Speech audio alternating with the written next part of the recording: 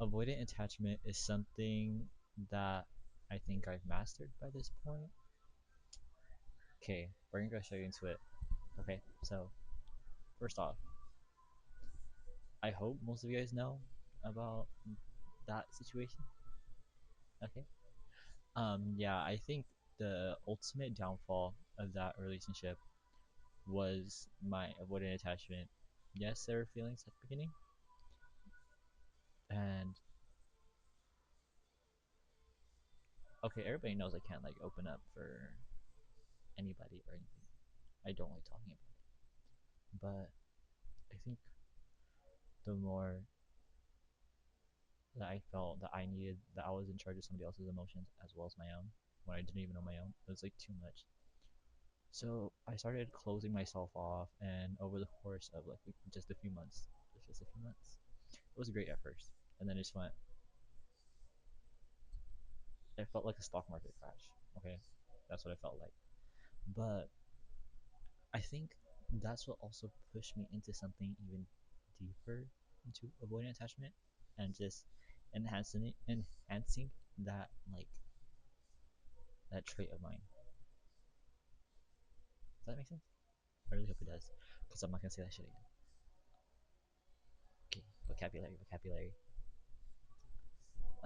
Yeah, but throughout those couple months or few months, I think that it was just like a steady decline. We were chill for like the first like month ish, second month, third month. Yeah, and then I just had like the feeling like it's like lingering, like oh my god, I have to like say something, and I really can't bring myself to do that. I don't know. Okay, as much as I like people, as much as I love my friends, as much as I love the people around me, I will not talk about my feelings about anything. This is why I opened this, and why I started this diary. But yeah, I will not talk about my feelings for crap, and I don't know why. Okay, actually, no, we do know why. That's for later in the video, though. Okay, moving on to friends. All of my friends are very emotional people. They are the F in MBTI. They are very feelings driven. They are like to express themselves with their feelings, and if and when they like their love languages are very expressive, right? But mine is literally just physical touch, and you don't really see that with anything. My MBTI is literally a T, heavy T. I think it was like 97%. I don't let feelings like get a hold of me, and I will never have like that emotional connection with somebody. Hopefully in the future, I really hope I do like that emotional feeling. But I think the feeling of having to express yourself is like I get choked up when I even try. But the concept of sitting like I always say like oh when even when I don't like something I'm like oh I'm okay with this, I'm okay with that, or like oh I feel fine, I don't really care that they did this. Deep down I know I do, and like that like control over my own emotions like wow you kind of suck, you're kind of bad at this. What point am I getting to? Oh my god. Yeah. Okay. So I have a script right here and I don't even use it. Like I don't even know what I'm saying. I'm just like going with the flow, I guess. There is no flow, but I'm going with the rapids, I guess. And my friends, as much as I love them, like I don't really like. I'm not a crier, but when I do, it's like a whole avalanche of emotions. But I think it's because of how much I avoid my own emotions and how much I avoid taking responsibility of them and expressing them. I don't express when I feel frustrated, when I'm stressed, when I'm like sad, unless it's in like my diary, my notes. And my way of expressing myself right now is probably just closing off or writing, even though I'm not that great at it. I'll write, but I'm not good at it. And just the thought of telling somebody my emotions, I'm just like, I just shut down. Close. I build walls. Walls nobody would get into. And I think it's because of the way I grew up and how my family reacted to when I expressed my emotions. Like this one time, I complained about getting bullied when I was in like fourth grade. My parents blew it out of proportion. It probably wasn't even that bad, honestly. But they started this whole thing, and I felt like they weren't listening to how I felt and how I wanted things to get solved. And then even now, like how I feel about certain things and certain people in my life, like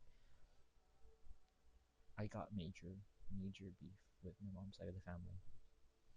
And I think my dad's side is like, I love my dad's side because they're like so considerate. Mainly just because they're not conservative. I don't think they're conservative. My mom's side, heavily conservative and really annoying. But oh my god, my hair is like, I just found my hair after I took a shower, but whatever. Okay, back on topic. Back on track. Okay, get back on track. My mom's side, there's like terrible people. I'm like, I don't want to surround myself with these people, but I live in the same city as them, and I don't live in the same city as my dad's side. And the way like my family, this side of the family deals with everything, I'm just like even the ounce, even like you let out an ounce of emotion, they're just like, you need to like be a man about it, toughen up a little bit, and I'm just like, you would be mad too, like honestly.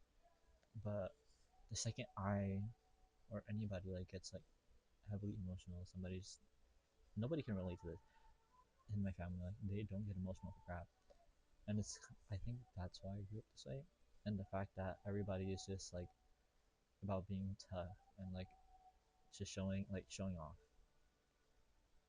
I think the side of my family is really materialistic. I think that's because of their religion. Yes, I'm not trying to shame them. I should not bring it up a little bit because this is not true religion, not the brand. We're not talking about the brand.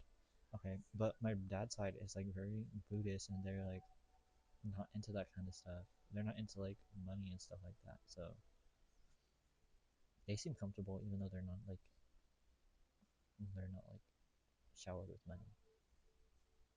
I desire that kind of peace. But everybody on my dad's side is like so they're so like in their like they know how they know how to deal with their feelings and they like listen to each other. But then my mom's side is just like okay, I have personal beef with one of my cousins. Like I hate that kid, but he's crazy. And I was like, oh, I don't want him at like one of my birthday parties. I think yeah. I was like, oh, I don't want him here, and I don't want him like I want you to tell him that I don't want him here. And then my parents, and my dad, no, not my dad, my mom was saying, you can't be acting like that. That's your cousin. I don't care if it's my cousin or not. Like I don't want that around me. These people are annoying, and like just being like forced to like hide the fact that I don't like this kid is like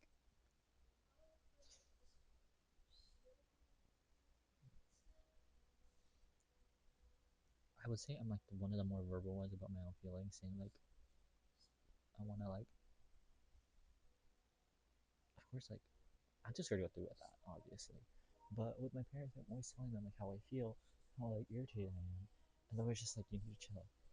No, I'm not gonna chill. Who do you think I am? But I think because of like school and stuff, I've been like and their expectations of me at school because one they think I'm the smart one. That's a whole separate conversation. But they think I'm the smart one and that I'm gonna help them get out of like this cycle of like poverty. Like, bro, who do you think I? But yeah, I talk about that all the time. Like, oh my god, you guys are stressing me out. You guys like are asking too much of me. And the second I like tell them like how much I feel, or how like bad, how I stress I feel, and how people are all up in my face telling me to do these things, and they're always like, "This is what I do." And it's like I don't care what you do. This is how I feel. And the thought of like them just I think that's just like me, just like the root cause of all this. The root cause of me like not wanting to talk about how I feel. You guys that are watching, I think you guys want to know how I feel and like how I truly feel about things you guys do or about things around me. But I don't want to talk about it like at all. No matter how long I've known you guys, like Raima, I love you, Raima. But I don't think I've told her that much, even though I've known her for what 7 years almost. It's been like 7 years. I'm not gonna say those two numbers, and I don't. But yeah, I met her back in like sixth grade, and I'm gonna be a senior now. Ooh, it's probably been like 6 years. But I'm gonna be a senior now, and I don't really tell her anything. Actually, no, she's probably the person I tell the most about about like my family, my friends, everything. Mika I've known since freshman year, second semester, end of first semester. She doesn't really like know a lot either. She knows she knows more than most of you, or most of the people in my life, but she doesn't really know a lot either. Olive Pyramid doesn't really know how I feel. I've known Chanel since like seventh grade, so it still doesn't know how I feel. I think third on the list might be Bo, even though I don't really tell him that enough things either. Sorry, guys. Okay, but like my main thing is like communication.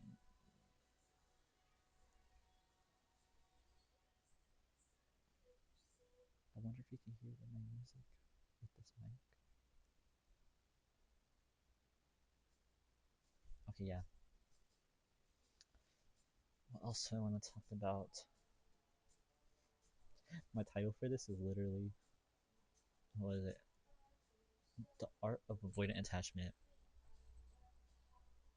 Like as much as I want to like love somebody, not even just love, just like my friends in general too. As much as I want to love somebody and like be comfortable telling them how I feel, the second it like happens, like or it's just the thought of it, I like shudder. I'm just like, let's chill. Like, do I really want this or not? Most of the time I do. Most of the time I do want that, but like I just can't bring myself to because I don't want somebody like having that control, like of knowing my emotions. Like you get like, somebody understanding how I feel about like certain people and things, and like blackmail. I used to use a lot of blackmail against people. I'm sorry. I'm really sorry, but I've stopped those ways. I think. But yeah, I'm like I don't want people to like know like my vulnerabilities and stuff like that. That's probably why my main issue. Okay, next video is probably gonna be how I tend to ignore red flags. I forgot to do my intro again. Today it is 2:24 Tuesday, July 28th, 2026.